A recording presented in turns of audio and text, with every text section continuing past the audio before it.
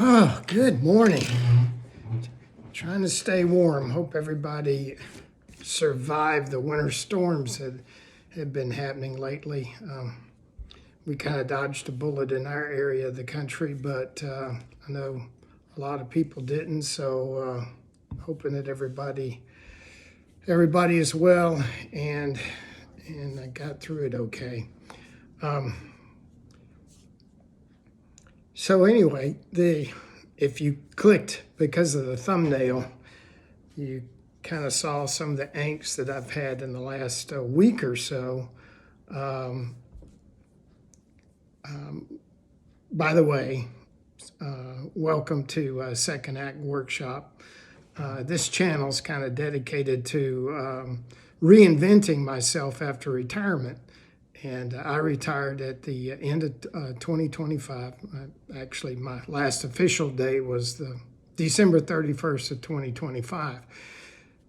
So as a part of that, of course, I had filled out all the necessary paperwork for a 401k rollover and all that stuff. I had contacted both the brokerage house that carries my IRA for me, as well as my other investments, and the financial institution that was also handling the 401k for my employer, just to make sure, okay, how I need to roll this over, what are the things we need to do, paperwork, got all that filled out, and then was also told by the 401k provider that when they do a rollover, they literally do a physical check, and I needed to tell them which brokerage house to send it to and all that, which kind of disappointed me. It's like, well, you don't do a wire transfer. What the heck is that? So anyway, did all that paperwork. And again, part of the reason for this channel is to talk about things in preparing for retirement and in retirement. So those of you that are coming up on retirement, so just some things to look for.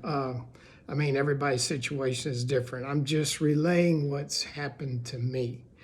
So anyway, long story short, paperwork was all filled out before I even left my employer, had all that in place ready for them to process after my last official paycheck, which was on the 31st of December of 2025. But anyway,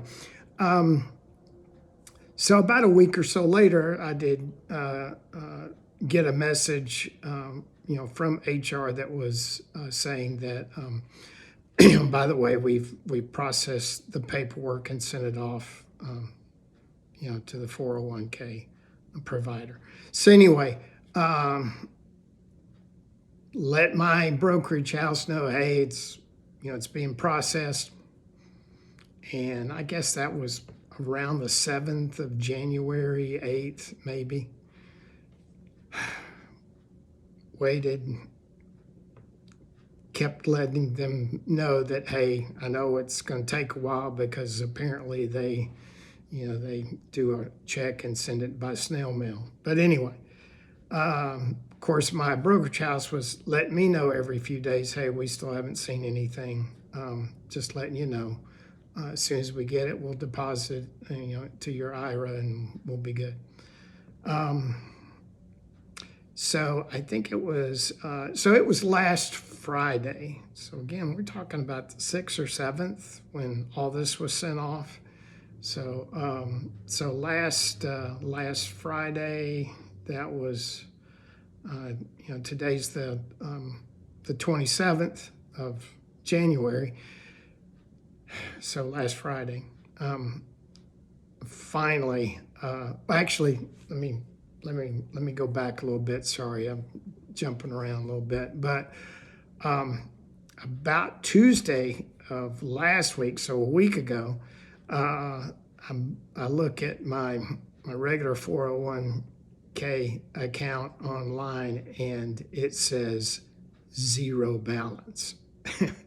So I'm taking a hard swallow because I know that my brokerage house still hasn't gotten anything, the broker that I use. So that was Tuesday, Wednesday, Thursday, still nothing. Friday morning, nothing. Friday afternoon, and again, we're talking about storms moving in, all that kind of stuff. I checked my account online, my brokerage account, and it showed the deposit. So, yeah, so about a business week's worth of angst, just hoping that everything would go right. But this is just one of those things that comes up, part of the whole retirement game. So what I do, and again, this is just me. I won't get into specifics, but I personally, in my IRA, I like ETFs that pay monthly dividends. So I, as of yesterday, which was Monday of this week, first business week, I was able to to distribute that money into the ETFs that I like, because I like the monthly dividends. I know that's kind of a steady thing that I can count on, within my IRA. And this is a traditional IRA, not a Roth. So just for those of you who might be interested, as far as that decision on traditional versus Roth, a few years ago, when I was even considering, setting up a Roth or converting my traditional IRA over, there's like a 10-year window. If you're within 10 years and you're already in your traditional IRA, I mean, really the math doesn't work, or it's not as advantageous. The other thing that you've also got to consider when converting your traditional IRA to a Roth, and again, let me preface this by saying I am not a CPA, nor do I play one on TV or any of that, but my understanding and the research that I did and the questions that I asked my financial people was that that 10-year window, if it has to be way before then, before financially, your taxes and everything, you even out. So anyway, and the other thing that, it's a big consideration. When you convert, that what your conversion is counted as, it's counted as income on your taxes. And most people understand that, and they know that they have to pay the tax. That was, because that portion was done tax-free, so now you owe tax on.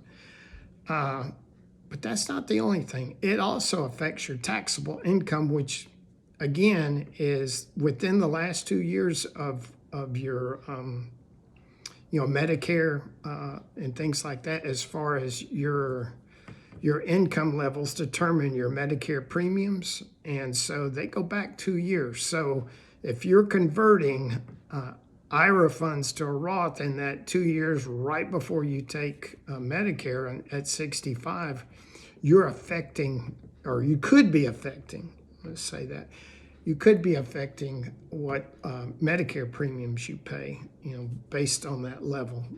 So anyway, those were all things that were of consideration. And so I just kept the traditional IRA, to make a long story short. So yeah, that was part of the angst of this last week, along with the winter storm coming in. So anyway, hope everybody survived that okay. Just to let you know, this channel, again, we'll talk about retirement, things like that, second act workshop. So this is basically me reinventing myself in retirement, after working, 50 some odd years. So besides things like, talking about things like this, we'll be looking at some projects that I'll be doing. I do woodworking. I do craft shows, things like that. So we'll be doing some projects based on that. I've got some rearranging and organizing here since I'm at home now and be working from home on things like that. So exciting things that are coming up. I plan to actually build a new desk for myself. One that's the adjustable height, so it's sitting or standing. So that may be of interest. We'll get into some of that, and again, just setting up a new workspace, office area. I've got a lot of work to do to set up my shop properly. That's in the garage now, and so that'll be some things that are coming up. I know that I've talked about my dog and her situation. I would have made this video yesterday, but it was one of those days where, trying to give her IV, it didn't go well. And it was kind of stressful and upsetting, especially for me. I'm just devastated that, I know it's good for it. I need to do it, but it's extremely hard for me if I feel like, she doesn't understand that I'm really trying not to hurt her. But anyway, my wife, because of the weather, my wife was home, and so she was able to kind of help me get her settled, thanks to her, and calm, and finally got it done about midday yesterday. So today, we did this 3 times a week. So anyway, but she's doing fine this morning, and thank goodness. Some other things that may be coming up is I'm looking at some merchandise, and we'll get into that a little bit later. But please like and subscribe. Done several videos already, starting to get views. Want those likes and especially subscribers. It's a brand new channel. I'm just getting into things, learning as I go. So that's a part of the reinvention as well. So hope everybody has an awesome day, and I will see you on the next video. Remember, like and subscribe. Thanks so much for watching.